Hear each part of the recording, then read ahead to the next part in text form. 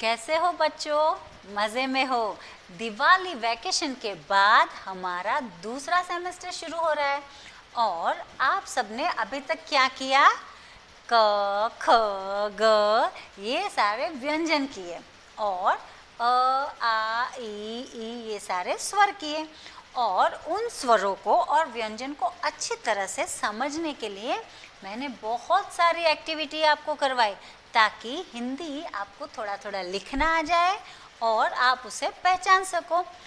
तो आज second semester हम शुरू कर रहे हैं, उसमें पहला पाठ है, पाठ 1।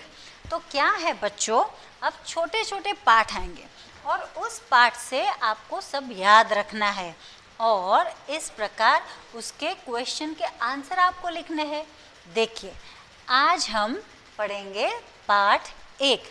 क्या है पाठ 1 में? यहाँ पर 4 लाइन दी है और यहाँ पर एक चित्र दिया है सुंदर सा, मम्मी है और उसका बेटा है। अब उन दोनों के साथ वो मम्मी जो है बेटे के साथ क्या बातें कर रही है वो हम देखते हैं। लिखा है मदन घर चल। मदन किसका नाम है? बेटे के नाम है। घर कौन बुला रहा है? मम्मी बुला रहा है। तो मम्मी है अपने बेटे को बुला रही है, मदन घर चल।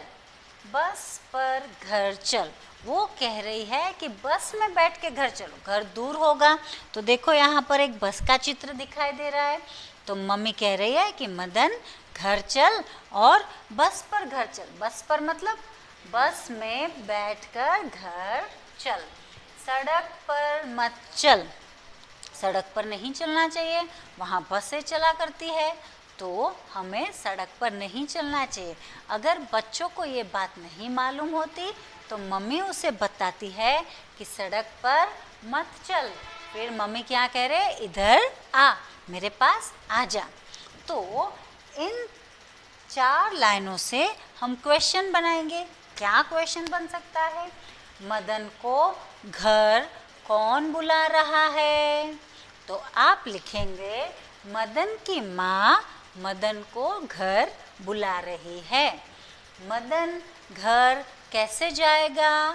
तो मदन बस में बैठकर घर जाएगा। बच्चों को कहाँ नहीं चलना चाहिए?